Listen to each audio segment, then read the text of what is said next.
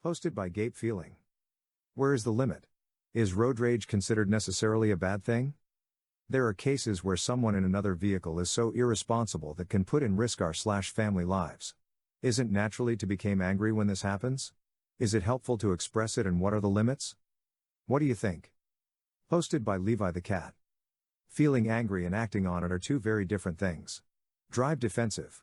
Stay away from those idiots. Don't be a hero. Make it home to your family. Posted by Dash Junkie. End of the day, nobody is going to win the argument of ego, regardless of who is in the right. You never know the other occupant's capabilities, and like Levi said, getting back to the family in one piece is a priority. Posted by Bonnie McMurray.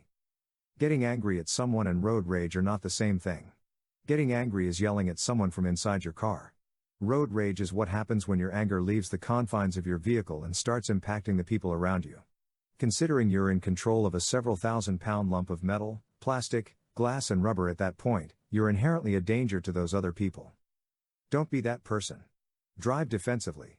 Road rage is never okay, no matter how much you were in the right and they were in the wrong. Original poster Gape Feeling replied. Gotcha. I think I was misunderstanding the road rage term, because for me it's totally normal to get angry and maybe yelling to a driver that is dangerous to me/my family. I think we have to communicate the seriousness of his/her actions.